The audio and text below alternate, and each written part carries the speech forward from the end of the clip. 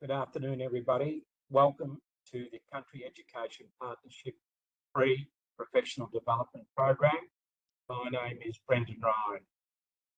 Country Education Partnership acknowledges the traditional owners and custodians of the land on which our schools, our families, and our communities work and play. We pay our respect to elders of the past, the present, and those that will lead their collective future. Today, I am delivering from Wadawurrung country. Today's session is the first in a three-part session with a focus on student welfare. Today's topic is online safety, the risks, and what to watch for. It's now my pleasure to introduce the Chief Executive Officer of CEP to provide an update. Over to you, Mark. Thank you, Brendan. Today's update, I just want to mention the Small School Forum that was held last Friday, CEP in 8 different centres across Victoria, and I know some people in here today attended. Just want to highlight what a fantastic event it was and the great feedback we've had, but I just want to make note of a couple of things the keynote said, because it really probably flows into today. So our keynote was AJ Kaufman from Minnesota, and I knew that he had been part of the first responder team to provide counselling to staff from the school shooting, the Sandy Hook Elementary School shooting back in 2012. I believe one of the first elementary school shootings in the US after the Columbine one. And so I knew he'd been part of that team. What I didn't know that he was actually part of that first responder team providing, he said he actually provided first aid to students. And he had a paramedic background. So, I mean, you could have heard a pin drop, not only in where I was, but other places. But the thing I love is that he took us through that experience, but then said about not letting the tragedy or trauma define you personally, but also as an educator in your role, because we thought about teachers going through that. How could you actually turn up next day and continue your career? So you really emphasised on that, and that was really sort of important stuff, and I sort of think links to some of what we're going to hear today. The other thing that he spoke about was how he manages personally to deal with that and still get on with life. And he spoke about his the fact that he's a musician on weekends, and even spoke about how the rhythm and beat and everything was actually quite therapeutic in the way that he coped with his sort of Monday to Friday life. So it was a really valuable session. Those who went, incredibly lucky. It wasn't recorded, so you had to be there to see it. But it was powerful session, but something that I think just emphasised the quality of speakers that we do get at CP events, which is a perfect segue to today's session. So, Brendan, back to you. Thanks very much, Mark. As usual, the normal housekeeping arrangements are in place. The session will take 1 hour, so conclude by 5 p.m. The program is being recorded, so people can review the session at any convenient time. And I might add, all past sessions are also available on the website. I think an important part of today's session is a question time. So if anybody has a question, please include that in the chat box. We will be checking the chat box during the session, and we'll, if we can, answer all questions today before we sign off. And a reminder, please complete the short survey at the conclusion of the session before you close down today. That feedback is very important in terms of future sessions. So it's my pleasure now to hand over to Tess Kelly, who will facilitate today's session. Over to you, Tess. Thank you. Good afternoon, everyone. CEP is thrilled to share that our summer series will feature Kristi McVee, former detective, child abuse specialist and online safety advocate. On retirement, Kristi knew that there had to be a better, more proactive way to support children and families And by focusing on prevention in this area, she was aiming to stop child abuse before it even started. So these sessions will cover, as Brendan said, online safety, abuse awareness, and practical strategies that every educator and community leader really should know. We do have 2 further sessions after this, so we will try to get to the questions in the chat box, but if we don't manage to cover them, we will forward them to Kristi so that they can be built into the last 2 sessions. So Kristi, welcome to the summer series for CEP, and we're really looking forward to you chatting to us about this today. Thank you so much. And it's been a long time coming. Mark and I discussed this right at the early of the year. So I'm so glad that we were able to make this happen for your school communities. I'm just going to quickly share my screen and get started because there's never enough time. Can everyone see that okay? Just one person to give me a thumbs up. Yep, cool. All right, so what I want everyone to know about online safety. So obviously you've already given a little bit of information about who I am, but whilst we're moving through this, I just wanted to let you know you can take photos if you need to, and there is some QR codes and stuff like that for information purposes.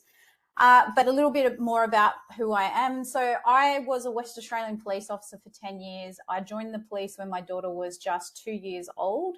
And it's crazy. I don't know what like led me down that pathway to choosing a career in policing. I never wanted to be a police officer as a child or anything like that, but something clicked and I saw an ad in the paper and I thought, yeah, I could do that. And it's hilarious because most of my family and friends laughed at me because I'm only 5'1", and they thought it was hilarious that I wanted to be a cop, which made me even more determined.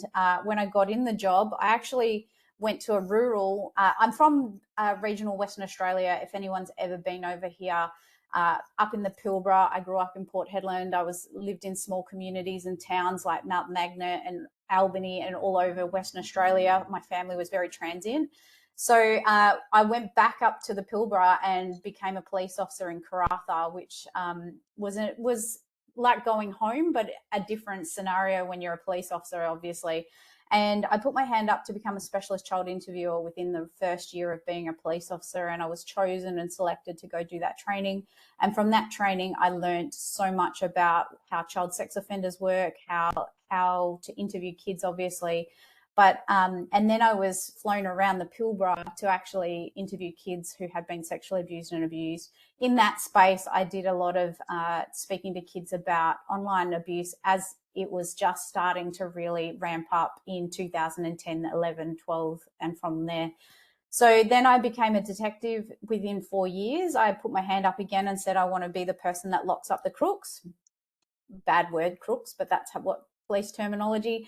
And then I became a detective, put my hand up again to go to child abuse squad, and again, you know, continued that until the very end, where at the very end of my career, I went to another regional centre where I currently live in Bunbury, Western Australia, Wadani Budjaland, and came to Bunbury and I was interviewing kids, investigating their cases, you know, locking up their perpetrators, and then also managing child sex offenders when they left prison after being charged with sex offences. So I have a really interesting career in that. When I left in 2020, I left because of PTSD actually, and my daughter was the one who prompted that, me leaving. She said to me when I was diagnosed with PTSD, which I can relate to what Mark was saying about the principle and the things that we see day in, day out as not just police officers, educators, teachers, people who are, when you work in small communities and when you work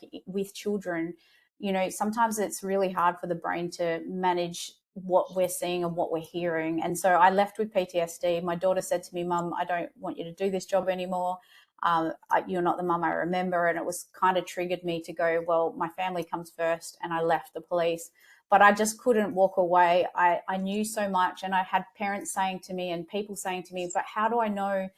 If I knew more, I could do more. And so I wrote a book about it. And since then, since 2020, almost 6 years now, I've been talking about child sexual abuse and online child exploitation. And here we are nearly in the end of 2025 and for you guys talking about it. So yeah. So let's get into it. So the thing that I know from my time and what I know from investigating is there's two types of online predators. There's predatory, they're attracted to children and looking for sexual imagery of children. Sometimes they're looking for relationships with kids and they pretend to be kids and have relationships with kids, or they'll stay in their form of an adult. They'll be an adult in that relationship. Depends on the age of the child. They'll have lots of children on in their sphere, like they'll be targeting lots and lots of children at once. When they do get sexual imagery of children, some of them will keep it for themselves. It depends on the type of predator they are, the type of attraction they have. Some of them are looking to swap it with other predators on the dark web, etc. So there's that, and then there's the financial online predator. They're looking to extort money. But also, they're also sometimes, with regards to sextortion and stuff, they're looking to actually get more imagery of children.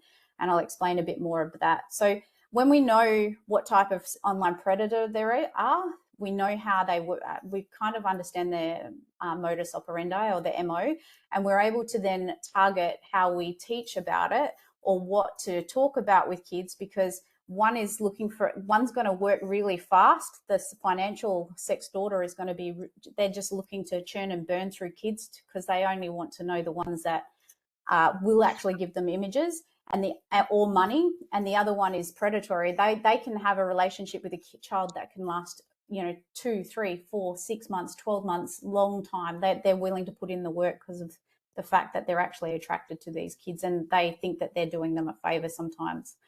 So the four most common types of online risks to kids right now is intimate image abuse. So the media like to call it revenge porn, but it's when, and we see it in our schools, in our communities, where kids share their intimate images with their peers, or they're someone that they're attracted to, or they're bullied into doing it, and then they're shared all over the school, or they're shared all over the peer groups or all over the internet. So that's intimate image abuse, which now is also including AI-generated images. Then we've got self-generated coerced child abuse material. Similar thing, kids are being tricked, and I'll go into this a bit more. And then sextortion, we've heard a lot more about that in the last few years, but honestly, it's been going on for a long time, and adults get sextorted more than we realize. And then online grooming, which is in relation, they all include online grooming, but when someone is attracted to children, like what we consider a pedophile is probably the term, they are going to be grooming a child and going through different stages, which I'll explain. And then they're going to want to maintain a relationship. And sometimes it's so that they can come and have a physical relationship with kids as well. So that can be part of it in there. What it can look like is adults and teens sending nude images of themselves to another child. So same age or even older. A predator engaging in online chats. So it's sometimes there's no images yet between them, but it's the online chat about sex and sexting and stuff like that. Sending of pornographic images and videos and website links to kids, asking a child to perform sexual acts and expose themselves and send sexual imagery back, and taking, making and sharing indecent and sexual images of videos of children. So that's how, as they're all police type explanations of what it looks like. Sad thing for our kids today is this feels normal for them. This is what they're growing up with. They're highly sexualized from a very young age online. I won't, I'll go into online gaming and stuff like that, but things like Roblox, Snapchat and Instagram are all highly sexualized content on there that is basically making kids think that this is normal.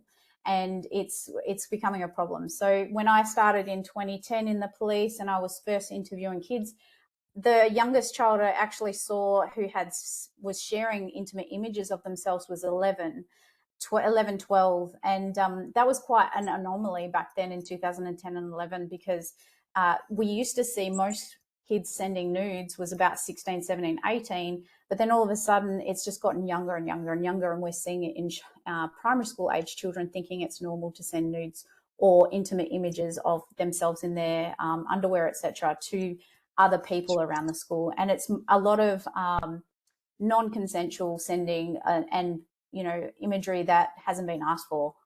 My brain's not braining. But the thing is it's normalized, and most kids will have their first sexual experience or their first dating experience will be sending a nude these days. So like I was saying, intimate image abuse is the term that we use now in policing and in law enforcement. But when I first started in the job, we used to actually, kids who were charged with sharing nudes were actually put on the child sex offender register. And it's wild to think back when this was first a thing, that we were actually, kids were going on the child sex offender register for 7 years for sharing nudes of someone that they had bullied or threatened or coerced into sending them a nude.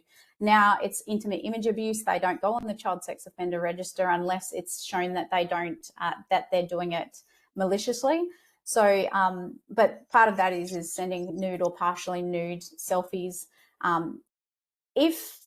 So how I explain it to young people is that if you're at the beach and you're wearing your bikini or your bathing suit and you're in a setting of the beach or at the pool, then that image is actually considered normal or not explicit.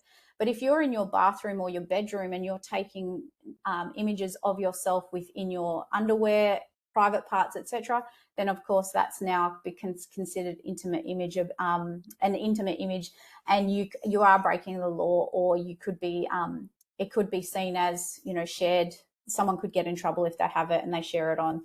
So when we're talking to kids, it's trying to help them understand and unfortunately we're going to have these conversations with kids as young as 8, 9 and 10 with around private parts and stuff, because we're seeing that normalized. I actually got contacted by a school the other day that they found a 6-year-old taking photos of her private parts in the classroom with the school iPad.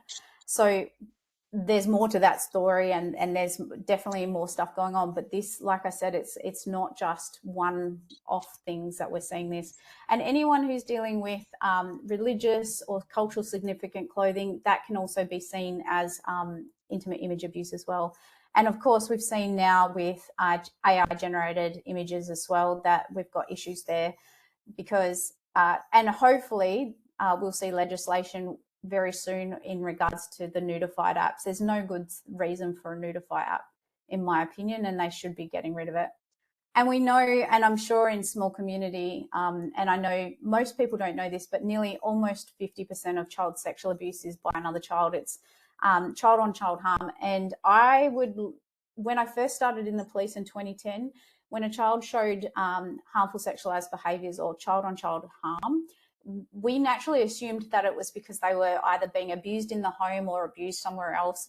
And we would go down that line of investigation. Towards the end of my career in 2020, we were now seeing kids who were harming each other through the fact that they had exposure to pornography. And it has, in the last 6 years, it has just gotten worse. We're seeing kids, very young kids now harming each other. And it is because, and it's not necessarily because they're being harmed at home, which you should always obviously consider that. And that should be a part of the lines of investigation for police, etc., child protection. But I would, and this is my opinion only, it's definitely increased since the increase of like younger children having iPads, iPhones, and, you know, devices, as well as games like Roblox, where there's a whole lot of sexualization in those games. So we know that, you know, that child-on-child harm is increasing, and hence why we need to have these conversations with kids younger and younger.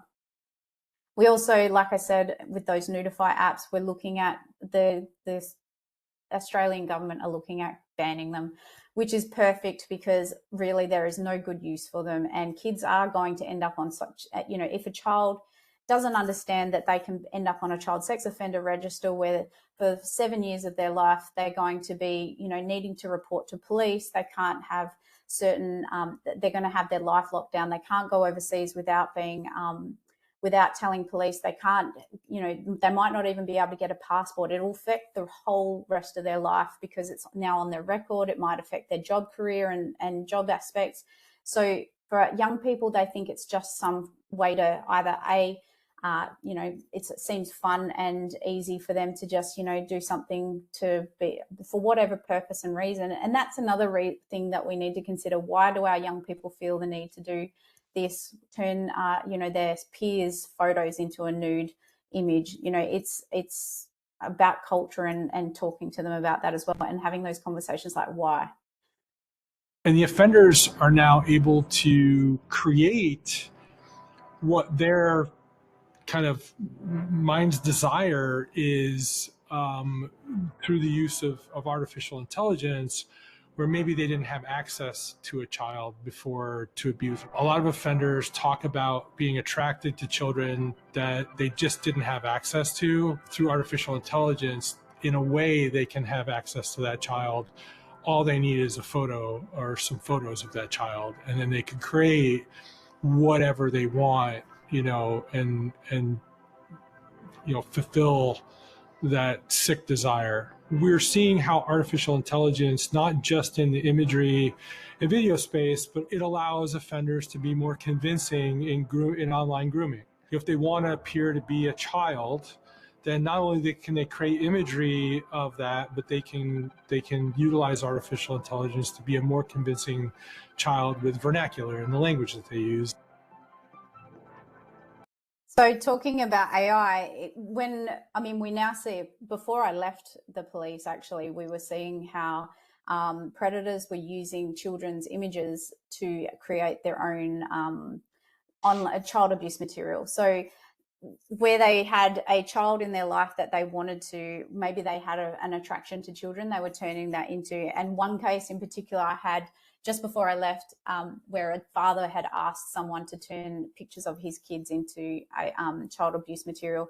And now we actually have, they have apps for this specific purpose. So one of the things that I talk about with parents, especially, and other children, is that, we don't know who's going to use screenshot, record, use our images. So it's really important that we think about and we get consent before we do that. And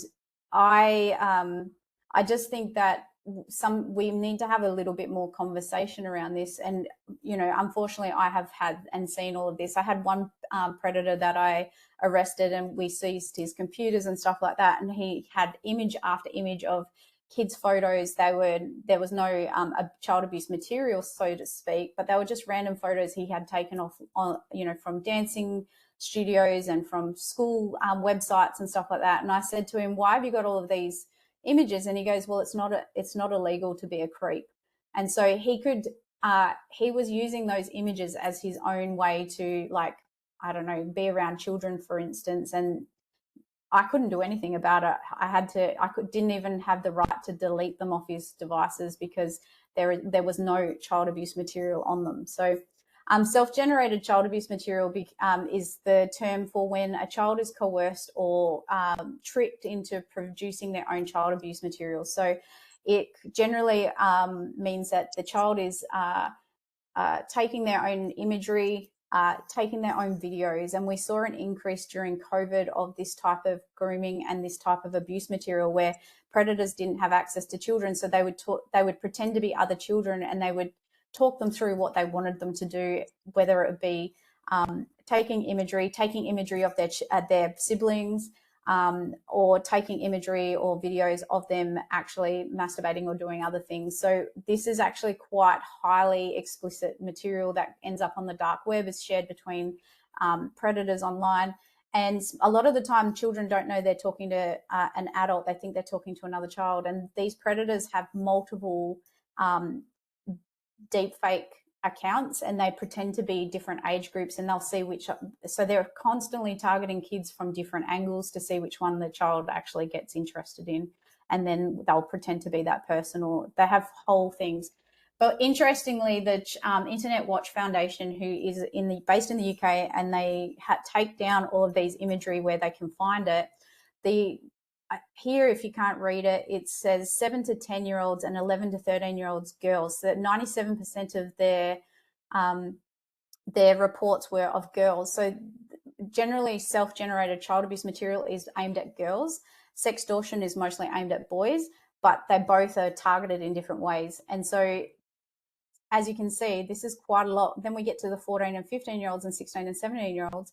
But there was another group that wasn't included in this graph, and it was 3 to 6-year-olds, and that was actually the next highest. It was higher than 14 and 15-year-olds and stuff like that. So the thing is that they're talking to children online, wherever children are. They're coercing them to create their own abuse material.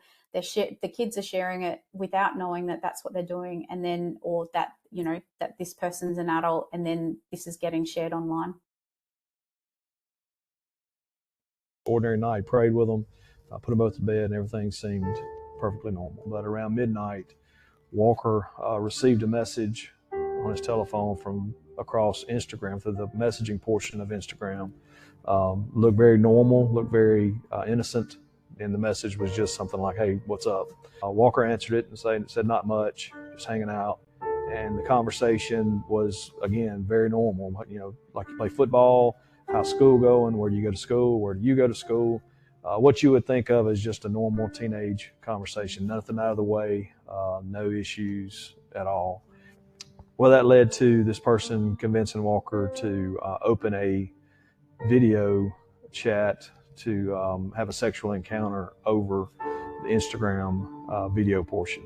And Walker didn't know it, but the whole time he was being recorded.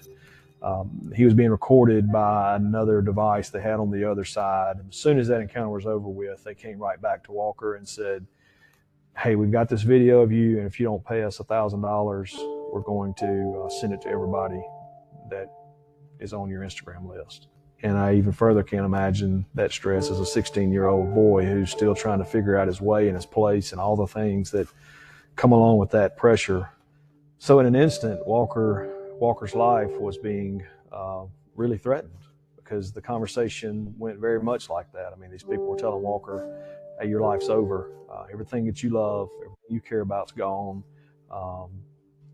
It's done. Nobody's going to love you."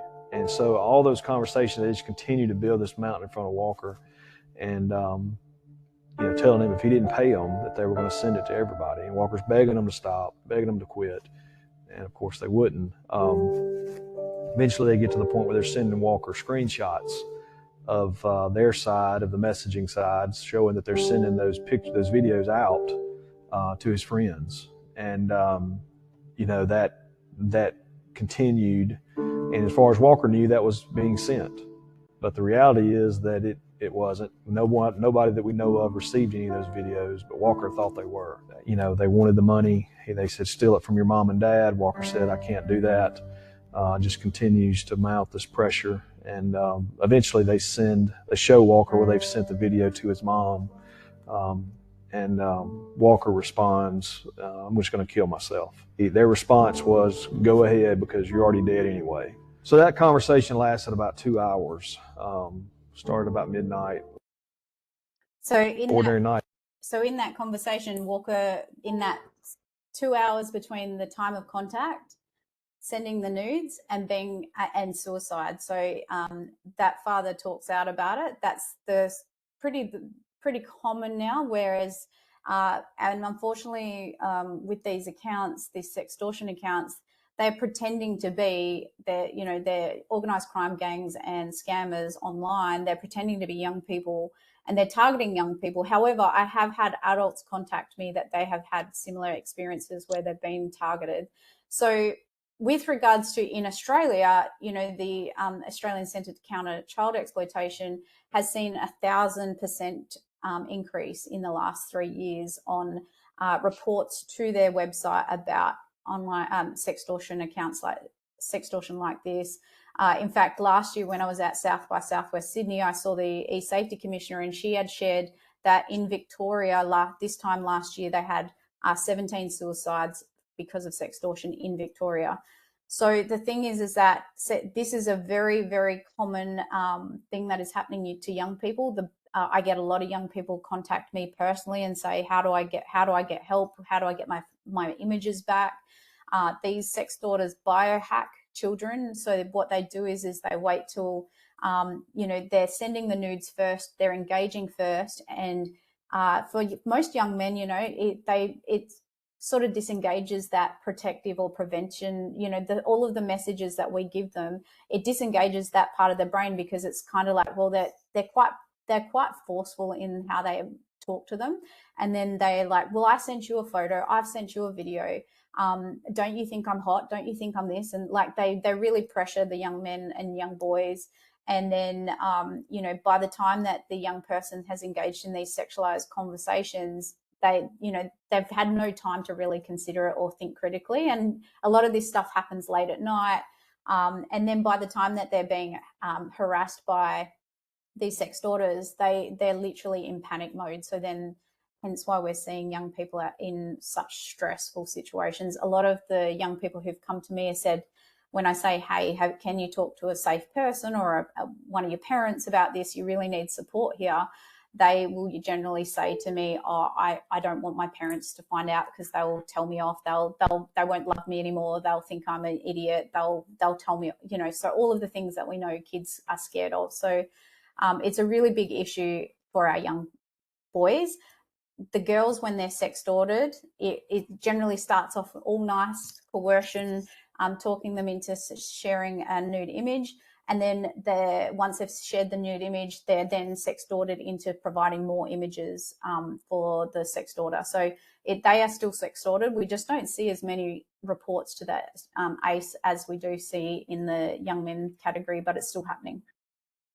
So the online grooming process, as you can probably tell, it starts with initial contact. They generally contact in the young person, but I mean, some online grooming happens with kids who are actually known to the adult, or the child knows the person that's grooming them online. I saw that quite a lot, where individuals or adults who were already community leaders or people that this child knew, they contacted them online and they started the process, the grooming process. They build trust. They're interested in them. They encourage sharing feelings, secrets.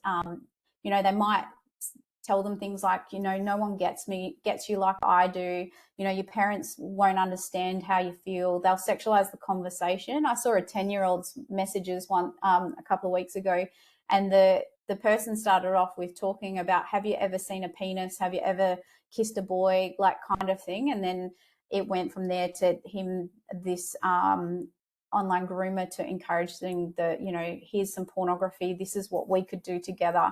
So it starts off really quite innocent, and then it gets them, you know, as long as they're in a private conversation, they want to get them alone, and then they sexualize it, and then it starts with the sharing pictures and videos, and then it becomes like keeping control of that child. You know, if you tell anyone, you'll get in trouble, you'll lose your device, I'll come and I'll find you, I know where you live, because they've already done a lot of work in that process. And then sometimes it's the groomer wanting to get together with the child and saying, let's get together and, you know, talk. Unfortunately, we had a couple of cases in Western Australia where a child actually went missing because his online groomer had sent him an Uber, and the Uber picked him up and took him to his house. And then the parents were like, where is our kid?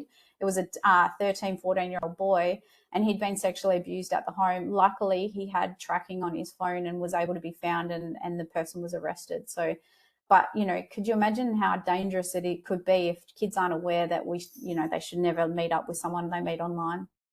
So most at risk in this space and in this category, any child living with a disability is 3.5 times more likely to be sexually abused physically. But I mean, the thing is that the reason why our kids kids living with a disability, or poor mental health, or low self-esteem, etc., is because they might not be connecting with friends and friendship groups in real life. So, you know, the online world can be a whole new world for them. You know, I had a young man who was in a wheelchair say to me, well, when I'm online, no one knows that I'm in a wheelchair. I'm just like everyone else. And that, you know, so there is so many good parts to the internet that helps young people, but there's also obviously the risks. And if children aren't aware of them, then that's the problem. And if they're not supervised and adequately. So it's really important that obviously our communities understand that, you know, if we're just handing over devices without any restrictions or supervision or time to actually check in on them and make sure they're okay, and to have those conversations. I was having online safety conversations with my daughter at 6, even before, you know, as young as 6. And when I talked to her about it, I would say things like, if anyone ever asks you or shows you pictures of people with no clothes on, or if anyone ever asks you for pictures of your private parts, because we'd already had the body safety conversations. So, you know, it makes it really easy, and we're not talking about porn or online abuse or grooming. We're talking about anyone doing such a thing. So I think it's really important that we have these conversations from a very young age. Some of the conversation starters: have you ever been kissed? Have you got a boyfriend, girlfriend? Does your parents check your phone or device? These are all things that we can ask kids, like, hey, has anyone ever said, you know, has anyone ever asked you if your parents check your phone or device? That's a really good conversation starter, so that you can go into like online safety and teaching them about the red flags and stuff. They always pretend to be the nice person in the group. These are some of the other things I've seen. You can trust me, I won't show anyone. I promise to delete them straight away. Just want to be friends. I'm bored. Video chat, that's a sex daughter comment. Especially deleting straight away is a sex daughter comment. This is what people do when they like each other. More of an online grooming comment. Let's keep it between us. You're so mature for your age is something that I've seen an online groomer do to try and get videos and photos off a young child. Any platform where kids are on is an opportunity for kids to be groomed. But even the AFP and stuff said Instagram, Snapchat, Discord are the three top, and then obviously Roblox. Roblox has over 80 million people on it a day at the moment. And I'll ask a question. So I'll give you a second to think about it, but does anyone know what the average age of an online gamer is? I'd imagine that when I ask this question to young people, they always sort of relate to their own age group, because, you know, kids are egocentric, like they think about themselves and they think about their friends, and they stay that's where they are in regards to their world. But the actual average age of an online gamer today is 34 to 36 years old. And so most kids, and that 80 million people on Roblox, about 40 million of them are over the age of 18 on Roblox per day, and 40 million are under the age of 18. And so when we look at it from that perspective, a child has about 1 out of 2, so 50% of the time they're playing with an adult online if it's an open source game. And so when we talk to our kids or talk to kids about this stuff, we need them to like really critically think, well, everyone I talk to isn't a friend. And actual online gaming is the perfect gateway for predators, because when a child's on online gaming, when they play a game, and this is how the online gaming works in favor of grooming, is that when a child plays a game such as Fortnite, Minecraft, Roblox, whatever they're in, once they've played that game, whether it's for 5 minutes, 20 minutes, an hour, once they've played that game, kids automatically consider the person they're playing with as a mate or a friend. And it gets all, you know, we can talk about, you know, people being strangers all we like, but that because they're just kids, you know, like everyone's their friend. They just understand that, oh, I've just played with this person, this is my friend. So it really works well into an online predator's handbook and into their hands.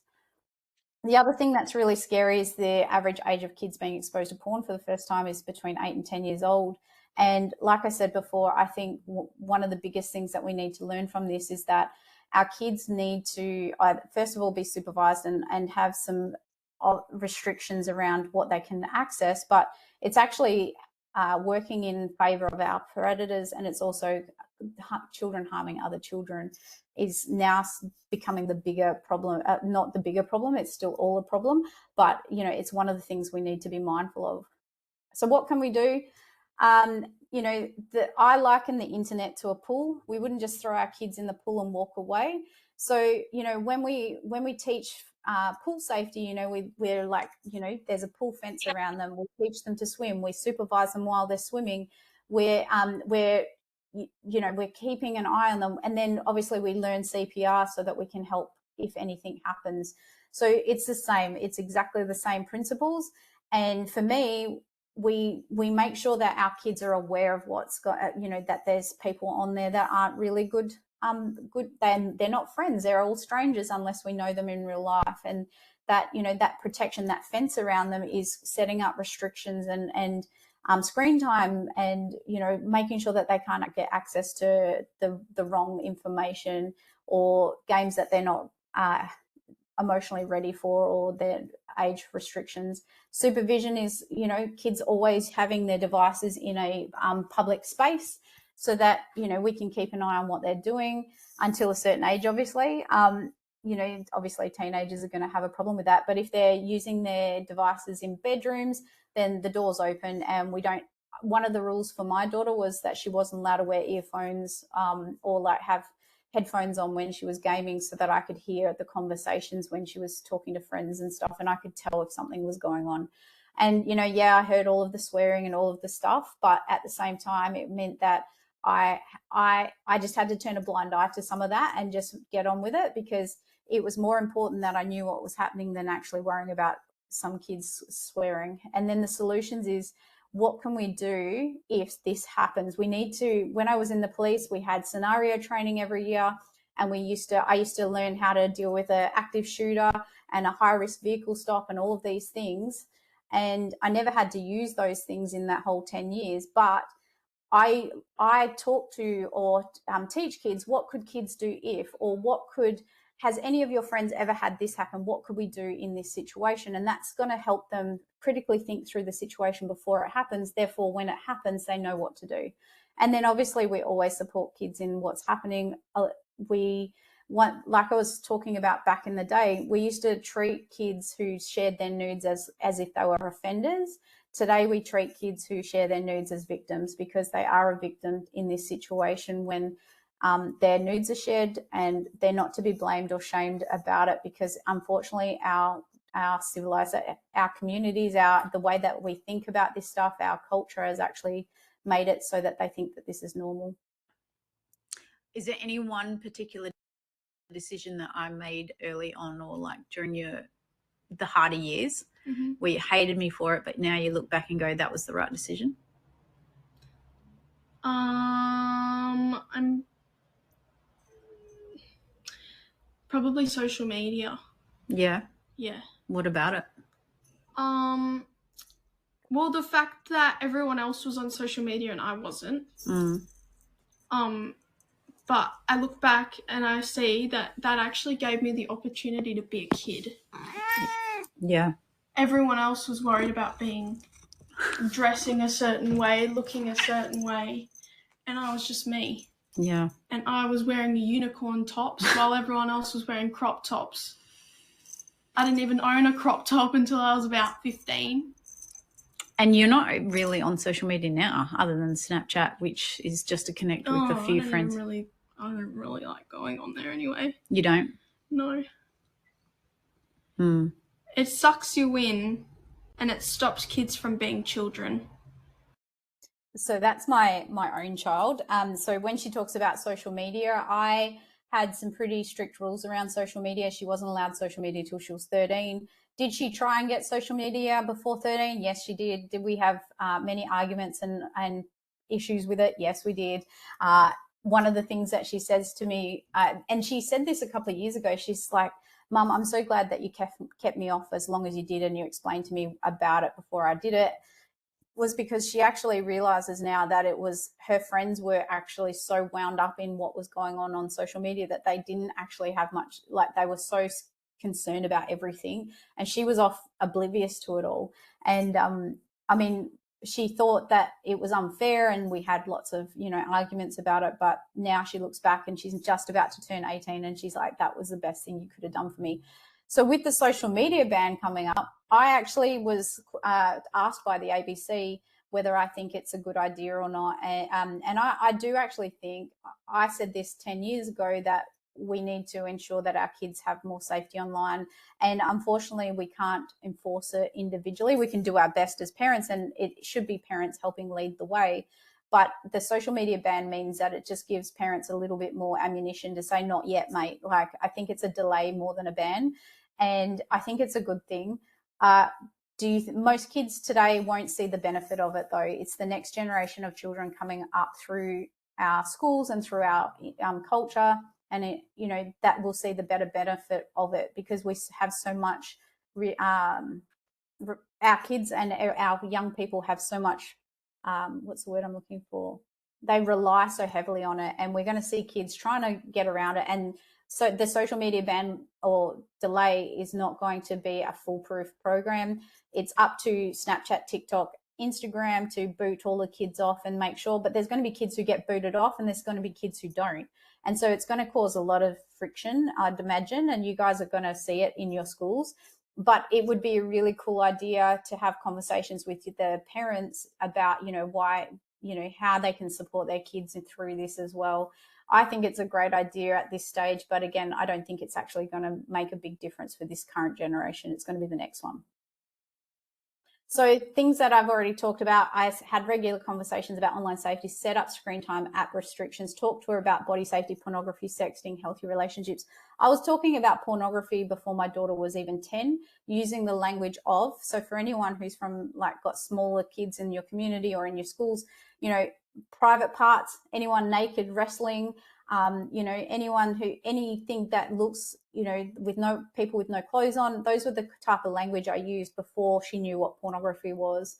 And sadly, unfortunately, when she did see porn at 10, and I thought I'd had all of the conversations, I'd done all of the things, she saw porn at 10 because when she was doing her puberty education in year 5, what did she do when she wanted to know more? She Googled it, and what's the first thing that comes up when they Google anything about boobs, bums, sex? It's going to be pornography. So those are the things that luckily she came to me straight after or reasonably soon after and told me about it. We had a conversation and I was able to help her process what she'd seen, and then, which was an awkward conversation, even with the fact that I can talk to other people's kids about this stuff. When it's your own kid, it's much harder.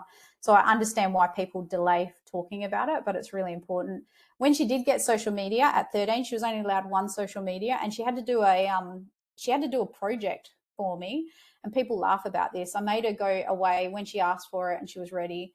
I said, okay, you need to do a project. You need to tell me the pros and cons of the app that you want, which was TikTok at the time. And you need to come up with some set of conditions that you think is reasonable for usage, and some reasonable consequences if you don't follow those. And so she had to do this project. She did it on PowerPoint. She came and presented it to my husband and I, and she went through the pros and cons of TikTok. And then she had some things, and then we discussed what would happen if she didn't follow it. And to be honest, I think that was the best thing we could have done. It's when she wanted the next lot of social media a year later, because she wasn't allowed another one until 14 at the time. Now things are changing. She did it again, and she came back and did the same thing again. And what I found is she now researches most apps and most things before she actually does things. So it's actually a really good idea for kids to have their own hand in what they're doing. I vetted games, played games and apps with her, and obviously regularly checked friends and followers. I say obviously, most parents think that because, or most adults think, oh, well, it's their private device. I'm of the opinion, if I've paid for it and I'm paying for the bill, then it's mine and it's my device to look at. And children should have that. We make sure that they're safe when they go to people's houses. They need to be safe while they're online as well. And if in doubt, use the side door. And I'm nearly finished. So some of the questions that I would ask is, if anyone asked you, what could kids do if, or what would you do if I was trying to get an answer from a child or my child about something that I wanted to know about, I would say, has any of your friends ever, insert the thing, or what could kids do if? And then I would understand whether she had an understanding of what it was, or whether her friendship group was talking about it. And then I would, incorporate those questions into there. Sometimes I think the really important thing is we need to arm them with how to identify these groomers and sextorters. If they're online, they need to know what to watch out for, and that includes friends adding them and they don't know who they are. They've never met them in real life, for little people, and they've suddenly sexualized conversations. One of the things that sextorters also do is especially if it's a public account, they will friend request all of the people they can see on their accounts. And so when a child sees their friend request and they see that they're friends with their other friend, they're like, oh, I must know them. So it's kind of like getting around their defenses that way as well. So that's one of the ways they do it. They move them from one game or app to another so that they can talk privately. They promise to delete content, etc. For younger kids especially, these were some of the rules I had. Am I able to set up parental controls? Am I able to block strangers? And is there a messaging function for my little one? No, definitely not safe for kids.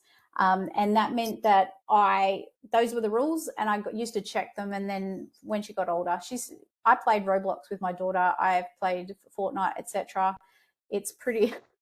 I hate some of these games, but I had to check them out with her, and I had to make sure she knew how to use them.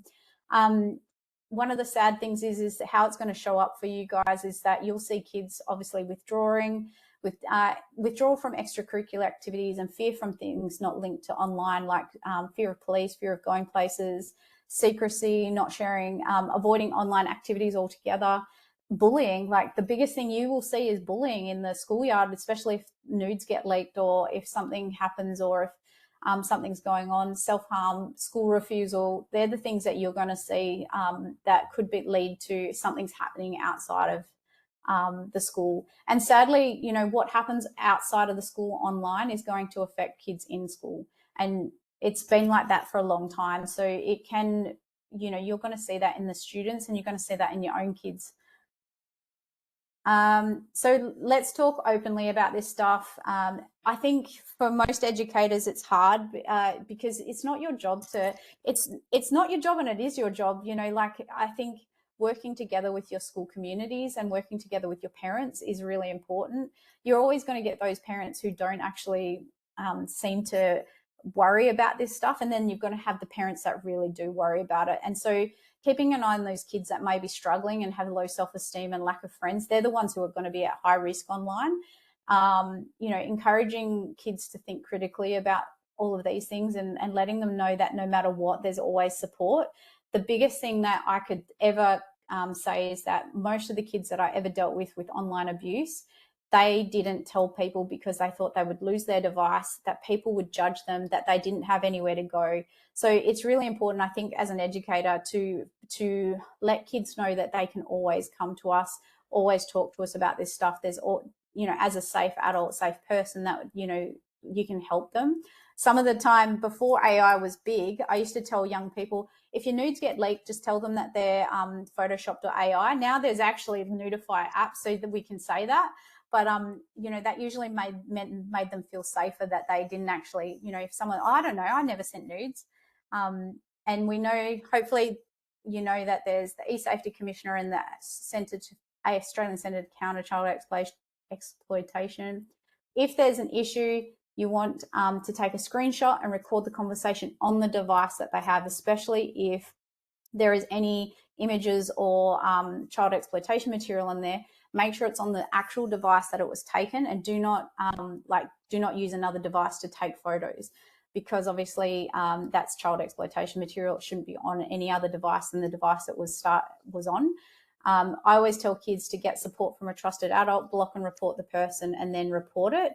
There is I'll send the link, or I'll share the link in the last session on the 29th.